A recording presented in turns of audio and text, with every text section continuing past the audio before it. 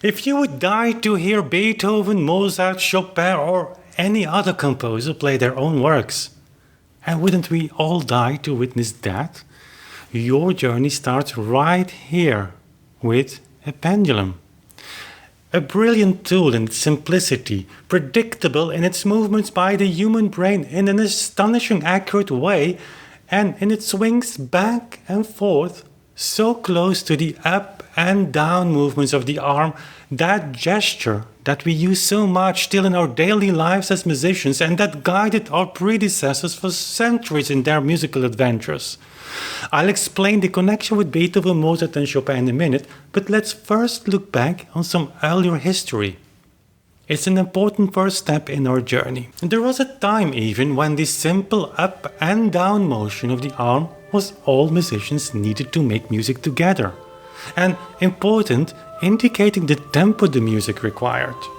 In the time we roughly would call Renaissance, an era that produced the most astonishing polyphonic music imaginable, that arm motion in many cases had but only one fixed tempo, closely related to the human pulse. Up and down were constant factors, the so-called integer valor, a unitary tempo or tactus, to which speed the notes related in different divisions or proportions. It's a complex system of which you will find more in-depth channels than this one to teach you every aspect of it, but a system with one basic understanding. One such motion of the arm, both the up and the down together, were called one beat, or in German, one Schlag.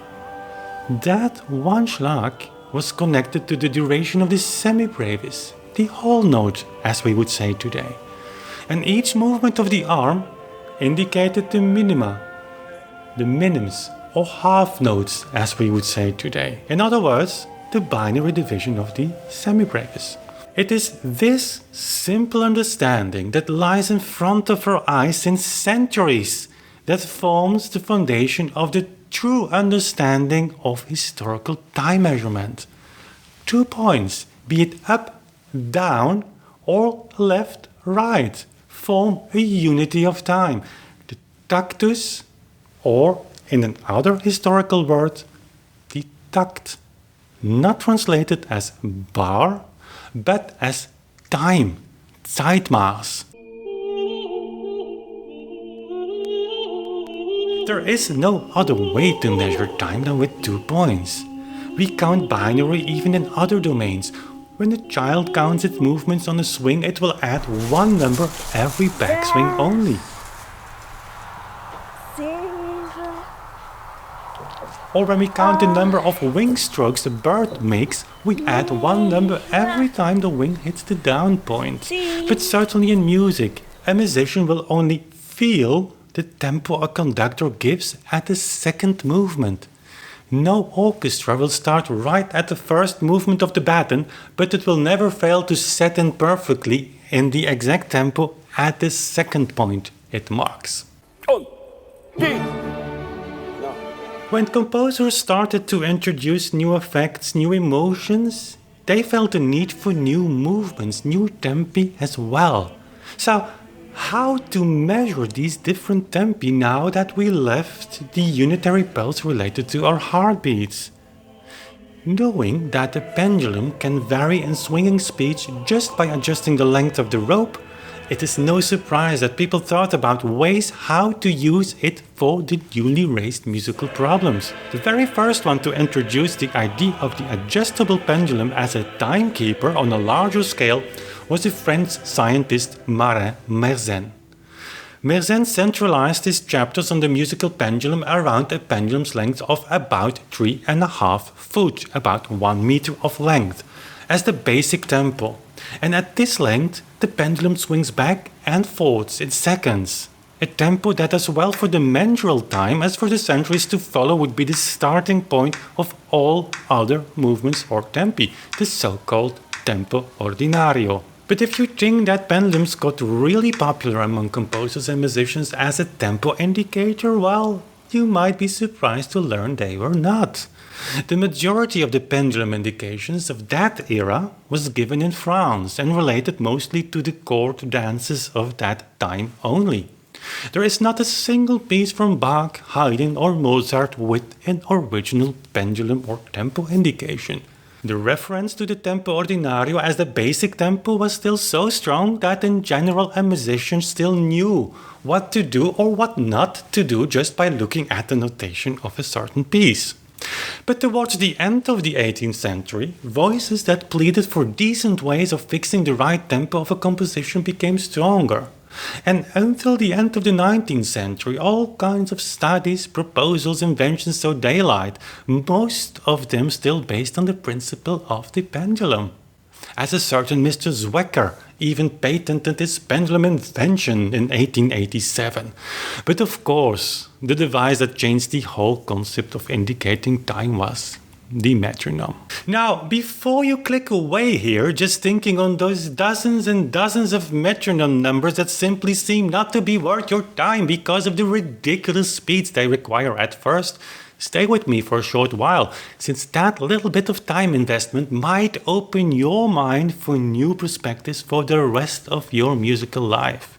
The metronome was patented in 1815 by Melzel, after a more or less improved concept originally designed by Winkel. That this device would gain global popularity so quickly was something that even the great marketeer Melzel would not have expected. After all, compared to the pendulum that one could create from a simple rope and a little weight, the metronome was rather expensive and in its design to give ticking speeds according to the minute, irreplaceable. In other words, if a musician didn't own a metronome, the number 96, for instance, was rather hard to reconstruct, since to what length would 96 per minute refer to on a pendulum's rope? Even right before leaving for London to patent the metronome, Melzel paid a visit to Gottfried Weber, who tried to make the case for his chronometer, basically a pendulum with a published scale of measurement units. Weber lost to the brilliant marketing strategy of Melzel, who gathered composers like Beethoven around his project. But the piece Weber wrote in 1814 on the pendulum and metronome is one of the foundational historical pieces to read, since it shows that the principles for the pendulum, using the exact similar terms as our Renaissance friends used for their definition of tactus, also applied to the metronome. So, and there you have it, the metronome. How many of you still have bad memories of it, going through weekly piano lessons with the unmusical thing ticking faster and faster until the ticks were still resonating in your ears even when going to bed? It's a pity the metronome got such a bad name in our time, since with the rejection of the device, we often reject the tens of thousands of metronome numbers given to us by the musicians and composers we still admire and love so much today. Their metronome numbers, contrary to what teachers make you believe today, are exact and accurate representations of the tempi they've taken for their music or the music they performed. Never were these metronome numbers meant to act like distant, unreachable targets hanging in the air. So if Beethoven wrote 138 above his famous Hammerklavier Sonata, his metronome, a personal gift from Melzel, was ticking in a speed of 138 ticks per minute. And the amazing thing is that reconstructing what Beethoven himself witnessed is really easy. Just take the metronome, even a digital one, put it on 138 and you're hearing and seeing what Beethoven heard and saw. How much closer do you want to get? Certainly, if you realize that tempi we choose for a certain piece is a fundamental decision. Changing the tempo changes everything. Today we read metronome numbers differently. In our time, every tick represents the note value we seek to define, but that wasn't the case yet in the 19th century. Back then, the original meaning of one Schlag, existing of two movements, still was prominently present. If one semi-brevis corresponds with one Schlag in what we would call today 60 on our metronome number, put in the metronome equation, this would look as follows. And if we were to apply our modern reading of the metronome to that historical habit, we basically would have to speed up our Renaissance performances by a factor of 2. Same applies to the metronome numbers. The metronome number is a tempo indication. It gives a clue on the true tempo, time, or in German, the takt of a composition. And remember, takt in the meaning of taktus, tempo, not to be confused by bar. So our metronome, also called a takt measure, gives us that tempo by indicating exactly as in earlier centuries the parts of the takt, represented by the note value in the metronome equation. So if you would have a metronome number of, let's say, half is 108, the ticks of the device give the parts of that note value. In this case, 2 quarter notes. So similar to our medieval friends, every half note represents 1 schlag, consisting out of the arm going up and down, or the arm or the metronome going left and right. Each tick not giving you the half note, but the quarter notes. As for instance, Edward Joux describes in the Parish World of Chopin 1838, and I quote, "To show this binary unity that consists, so to speak, out of 2 movements, we use this sign, which we call a crotchet, without pretending of adhering to the crotchet in absolute duration. The crotchet only reminds us of the 2 movements more or less pressed, but isochron, that is, equal among themselves, by which they mark the unity. Let's imitate with the right hand the 2 oscillations of the pendulum, while alternate the rising and falling of the hand. When sinking, the unity will start to only end at the next sink, moment on which a united second, the first, will follow up." Or a certain Mr. Swoboda writes this in the 1826 Vienna of Beethoven.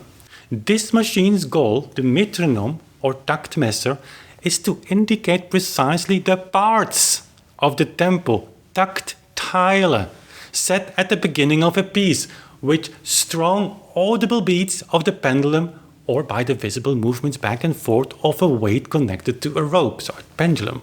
End of quote.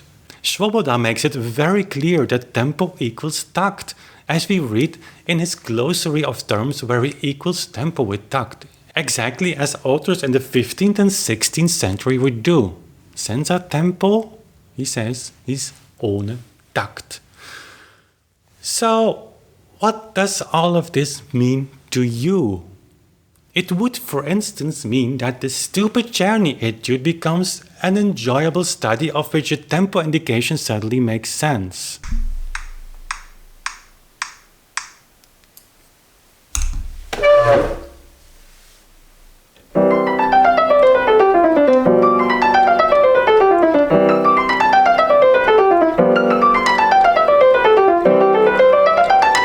Thus, this historical approach makes you play half as fast as today's mainstream performances? Well, pianists may brag about their virtuosic powers, but a few hours on YouTube with the metronome app next to you will quickly show that very few pieces are performed reaching the heights of half-beat or single-beat modern interpretation. The majority of the performances, even of the best virtuosos of our time, range only between 30 to 70% from that oftentimes insanely fast metronome number. So, applying the historical whole beat reading to those metronome numbers will definitely slow you down, but you will not be playing half as slow as today. There must be, for sure, endless questions that will pop up in your mind. And if you're new to this fascinating yet underexposed facet of performance practice and you would allow me to give you one advice, it would be to sit down and try these metronome numbers out for yourself. Just play and see what happens. And try not to reflect too much on the research part while playing, figuring out if it would be true or not, since that will prevent you from diving into the music really 100%. It's a journey that will take time. You'll have to creatively be looking for a new way of playing too, with more accents, a different way of flow, a different way of listening even. But I promise you that if you open your hearts and minds for it, you will be surprised how many moments of totally unexpected beauty will be waiting for you on this journey. And as that journey unfolds, there is a wonderful community here on this channel waiting for you to share your experiences with, to listen to your favorite moments, your fear, your doubts, your tears even, experiencing musical emotional powers as you might not have before. As I will be there for you, as this is the reason why this channel exists. To share with you my journey on this path of rediscovering the partly lost beauty of music from Bach to Beethoven and beyond.